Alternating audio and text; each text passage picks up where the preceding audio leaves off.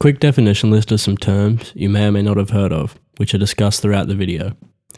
A digital audio workstation, or DAW, is an electronic device or application software used for recording, editing, and producing audio files.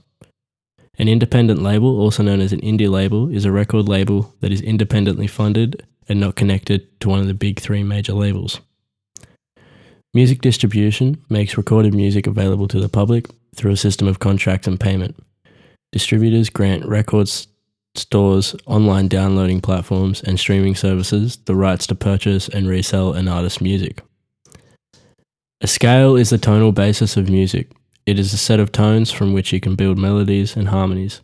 The tones of a scale are ordered according to their pitch, and a mode, much like scales, is a set of tones where you can build melodies and harmonies. However, they are bound by a different set of tones and semitones compared to conventional Western scales. In the last 50 years, we've seen the development of music recording technology progress to the point where virtually anyone with the desire to record music can. For my future culture studies, I plan on briefly exploring the history of music production to create a lens to analyse what the potential, probable, and preferred futures of music production are. Traditional analog recording setups compared to DAWs are much more expensive, take up more room, and require a level of knowledge to operate, as opposed to DAWs, which tend to be more user/beginner friendly and a cost-effective alternative.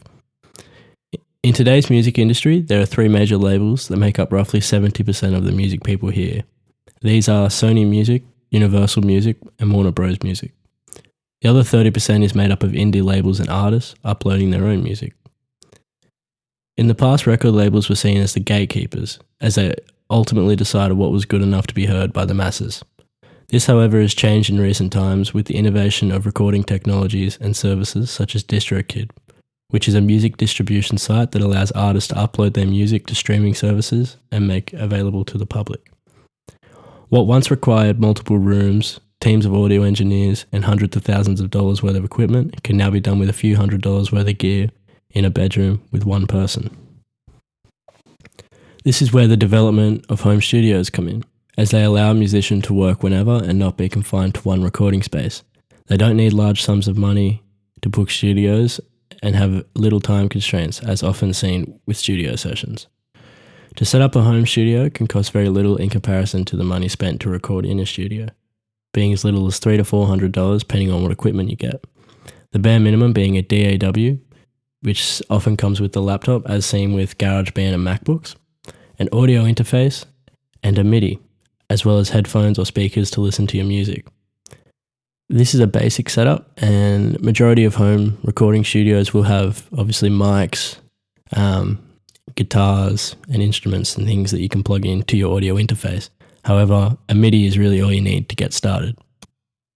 In comparison to looking at studio costs, such as with Abbey Road, which depending on a few variables such as who is going to be the audio engineer and etc. can cost upwards of a few $1,000s per hour.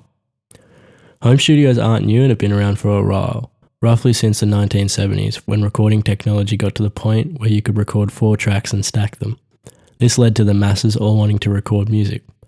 However, it was only in recent times with the introduction of digital audio workstations, or DAWs, that made home recording studios much more accessible and usable for musicians and creatives, regardless of their skill level or knowledge level. Most DAWs, such as Logic Pro and Pro Tools, have built-in plugins that make having analog equipment such as tape delays, EQs, reverbs redundant, as they cost a lot, take up space, and you can achieve the same results all inside your DAW. One of the downsides to doing it yourself is that you need to know how to use the recording gear you have and what to do where. This is where the internet comes in, more particularly YouTube. YouTube as an educator. Briefly, it would be rude of me not to acknowledge that the majority of everything we have discussed may not have been possible without the help from the internet and in particular YouTube music tutorials. After doing a generic search on YouTube, it's prevalent that there is a lot of educational content out there on music production. I personally use YouTube to help learn new tips and tricks in Logic Pro X. There are a lot of music education content creators out there that vary in complexity and teaching styles, so it's about finding the one you like to watch and engage with. Platforms such as YouTube are impossible not to touch on when looking at a question like the future of music, because they have in many aspects already begun changing the music industry in regards to both production and consumption. I'm sure as you're watching this now on YouTube, you can think of quite a few examples that you've used YouTube as an educator. Billie Eilish and her brother Phineas recorded a lot of her early tracks in Phineas's bedroom with basic recording gear, making tracks like 6 Feet Under, Ocean Eyes and Bellyache to name a few big ones. They now have access to spaces such as Abbey Road and other large studio recording spaces, but still often opt for a home studio. Billie Eilish and Phineas highlight the potential of DAWs and working in a small bedroom, showing that you don't always need expensive equipment and large studio setups to achieve stardom and international acclaim. Given she's one of the biggest pop stars of our time with some of the biggest hits, amassing nearly 2 billion streams on Bad Guy, one of the songs off her album in 2019, and another 1.5 billion streams with Lovely feat. Khaled.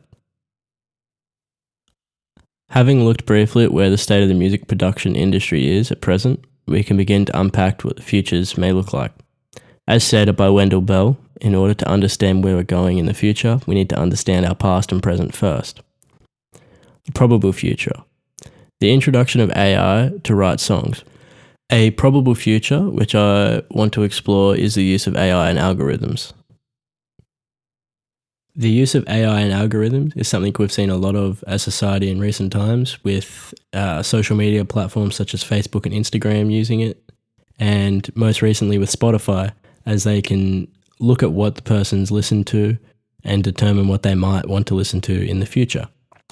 The technology where it's at the moment is AI can use samples and create songs. So I believe with the implementation of an algorithm to determine what people want to listen to and what samples they want to hear, you'll have AI generated songs in no time.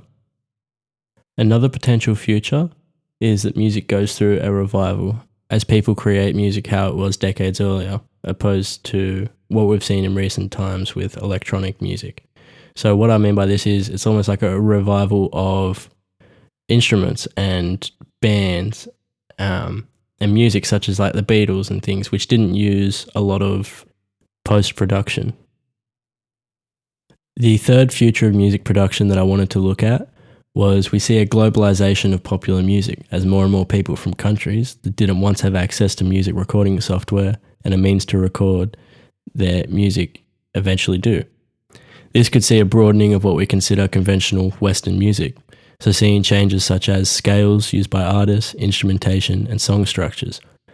This can be noticeably seen with artists such as Mac DeMarco in his most recent album, Here Comes the Cowboy, where Mac DeMarco is seen singing a number of modes throughout the album, which I won't be able to play due to copyright, but if you want to have a look for yourself, all relevant links are below in the description. Towards the future of music, its particular music production can be quite scary, as music is something that shapes a lot of cultures and a lot of identities. But what do you think the future of music production looks like? And how did my interpretation of the future of music look compared to yours? Feel free to let me know in the comments or reach out to me on social media. I'd love to have a discussion.